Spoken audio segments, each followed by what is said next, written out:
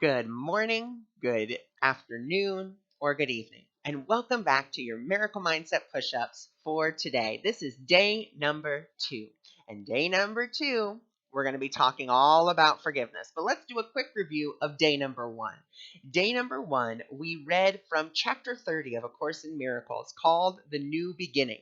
We read section number 1, which was the rules for decision making, where Spirit really gave us a step-by-step instruction on how we can have a day that is in alignment with the truth of who we are, a day that is happy and joyful, a day that is within the divine will. And remember, the divine will is for you to be happy. So all we have to do is remember, we decide the kind of day we'd like to have. We decide the emotions, the experiences that we would like to have. And then we say to ourselves, today I will make no decisions by myself. And then throughout the day, we keep on reminding ourselves of the kind of day that we'd like to have. If we start to see ourselves deciding against ourselves, which we are apt to do because we're just practicing this is something that may be very new to you, and that's okay. All we have to say is, you know what? I forgot what to decide. I forgot what to decide. And then we are willing to, we're willing to see, you know what? I can decide that I don't like the way that I feel right now. And I hope that I have been wrong. And I'm willing to see this differently. What is the harm of asking to see this differently? And that's it. So that was a quick summary of day number 1. So let's move on to day number 2, which is all about forgiveness. So why are we going to talk about forgiveness? Forgiveness is so important. Now, the Course in Miracles tells us that forgiveness is the only illusion that does not create any other illusions. So why is forgiveness an illusion? Why are we even doing it anyway? We are forgiving because in truth, no person, no situation, no event can change the truth of who you are. None of them. Doesn't matter what it is, it cannot change the truth of who you are. The Course has another beautiful quote which says, do not attempt to change the world. Instead, attempt to change your mind about it. And that's what's so key. And I love to use this example. So let's say that you have a friend who is always late. You swear he or she is going to be late to their own funeral. Okay? And so that's the way that you have seen them for, however long you have known them. What we must be willing to do is to forgive that past perception about them. We have to be willing to say, you know what? I'm willing to see them differently. I'm willing to look past the behavior to the truth of who they are. That's what I'm willing to do here. And that's really what forgiveness is helping us to do. We're not going to attempt to change them. We're not going to attempt to change the world around them. What we are going to do is we're going to change our mind. And in us changing our mind, that means that the world is going to change. Now, why is the world going to change? Because you are the dreamer of your dream. You have given everyone a role in your dream, and they are playing out that role. If you don't like the role that they are playing, then that is when we must use forgiveness. The one illusion that will create no other illusions. The one illusion that can help us to see the truth. And that's why we're going to be talking about forgiveness today. Now, there are technically three levels of forgiveness, but the first one doesn't really count. And so our first level is actually level 0, which is arrogance. I forgive you because I'm so much more spiritually advanced than you. Or I forgive you because I'm the bigger person. I'm going to forgive you because I want to get on with my life. Okay? So that's arrogance. That's that level of forgiveness. Then there is level 1, which is victimhood. I'm going to forgive you, but you're a terrible, awful person who did this terrible, awful thing to me, and don't you ever forget it. And I'm not going to let you forget it. Every opportunity I get, I'm going to bring it up, but I forgive you. So you see how that's not really forgiveness. That's more saying, well, I kind of want to get on with my life, but I don't want to let you forget about you're a terrible person, or you did this terrible act to me, or this terrible, you were instrumental in this terrible thing. Then we have level 2 of forgiveness, which is where I believe a lot of people are, including myself, which is compassion, which is, you know what? I see that, you were triggered. I was triggered. You know what? Let's just let's just forgive and just let this go so we can both go live our lives. Then there is true forgiveness. I forgive you because in truth you have done nothing wrong. And I totally understand how that sounds because believe you me, when I read it, I was like, what the what? I forgive you because you've done nothing wrong. Then why am I forgiving you? Because obviously, in my perception, the way that I'm seeing the situation, you did me wrong.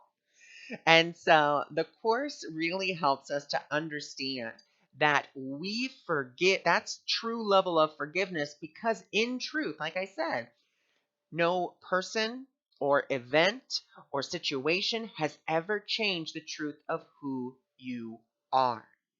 There is, in truth, no separation. Everyone in your life is playing out a role that you have ascribed to them. And we must be willing to forgive our perception of what we are seeing so we can really see the truth in them and the truth in ourselves. And I like to use this example. So let's say that we first met for the very first time, and let's say you were just having a shitty day. Okay? It was just one of those days where things were not going your way. And let's say, it's the first time you met me. I'm smiling. I'm excited to meet you. And I'm like, hi, I'm Ron Schaefer. It's so nice to meet you. And you're like, hey. I'm like, oh, well, okay, hi, And you just kind of like walk past me, and I'm just like, oh, and then maybe I talk to your friend. I'm like, oh my God, is everything okay? Like, did I do something wrong? Da da da da da da da. And then I could 100% judge you by the first time that I met you. I could 100% do that. Or I could be willing to say, you know what? I am willing to know that that's not that behavior, that mood that you're in, that's not the truth of who you are. The truth of who you are is the same as the truth that's me. That we are love, that we are light, that we are joy, that we are happiness. And I'm not going to hold this grievance, I'm not going to hold this situation against you. I'm going to be willing to see you as the truth of who you are.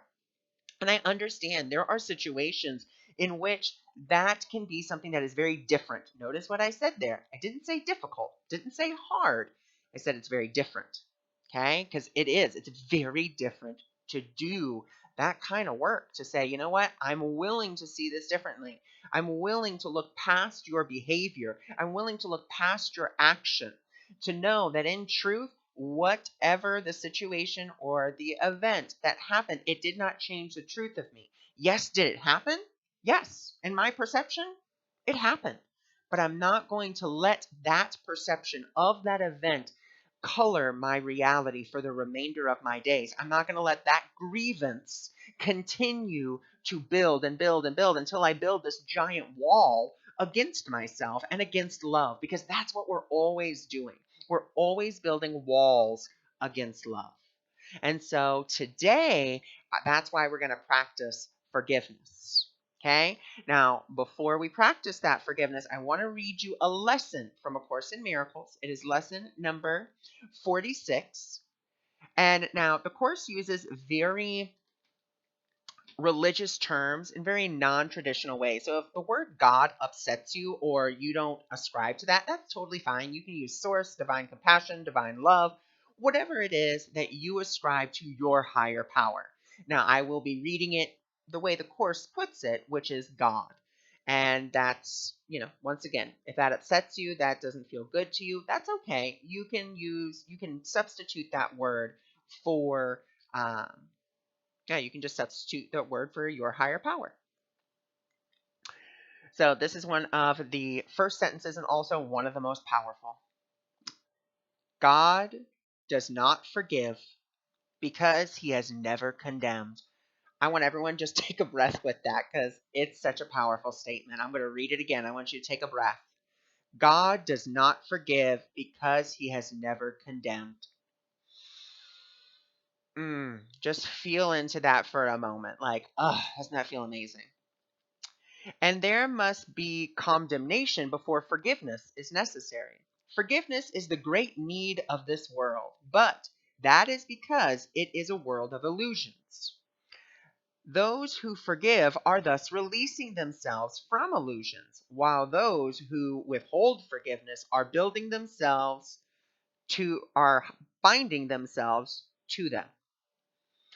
As you condemn only yourself, so do you forgive only yourself. Now remember, like I said, everyone in the world, no matter where, when, how, is a dream character in your dream. And that's why the Course tells us that we are really only forgiving ourselves, because everyone around us is just a dream figure.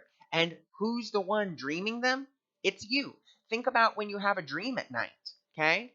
And think about, your dream is peopled. And yes, I'm using peopled as a verb there. Um, your your dream is peopled by the ego, by your own mind. It's what it's peopled by. And so, where do those people come from? They're not coming from outer space. They're not coming from an alternate dimension. They're coming from right here. This is where they're originating from. So that's why it says you're only forgiving yourself.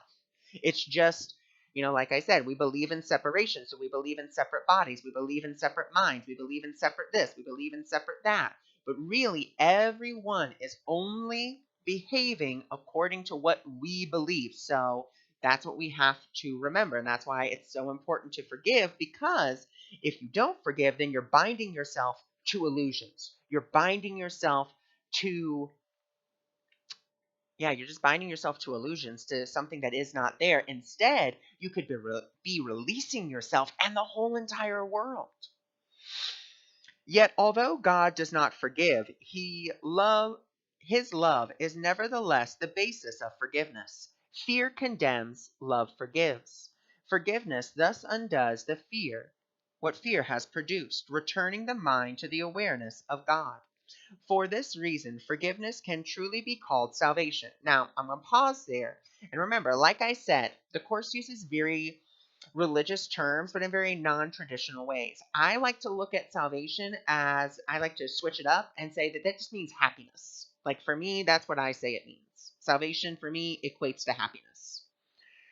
It is a means by which illusions disappear. Today's exercise requires at least 3 full 5-minute practice periods, as many shorter ones as possible. Begin the longer practice periods by repeating today's idea to yourself, as usual. Close your eyes as you do so and spend a minute or two in searching your mind for those whom you have not forgiven. It does not matter how much you have not forgiven them. You have forgiven them entirely or not at all. That's such a key. Either you've forgiven the whole thing, or you're still holding a grievance in some way, shape, or form, either against them or against yourself. If you are doing the exercise well, you should have no difficulty in finding a number of people you have not forgiven. It is a safe rule that anyone you do not like is a suitable subject. So anyone you're just like, God, I can't stand them. It's a great person to use for today's exercise. Mention each one by name and then say, and once again, you can replace this. You can say divine love. You can, whatever your higher power is. God is the love in which I forgive you, and then add their name. The purpose of the first phrase of today's practice period is to put you in a position to forgive yourself. After you have applied the idea to all those who have come to your mind, tell yourself, God is the love in which I forgive myself. Then devote the remainder of the practice period to adding related ideas, such as God is the love with which I love myself. God is the love in which I am blessed. The form of the application may vary considerably, but the central idea should not be lost sight of. You might say, for example, I cannot be guilty because I am a son of God. I have already been forgiven. No fear is possible in the mind beloved of God. There is no need to attack because love has forgiven me. The practice period should end, however, with repeating the today's idea in its original state. And the original state of this is God is the love in which I forgive. The shorter practice periods may consist either of a repetition of today's idea in its original form or in a related form, as you prefer.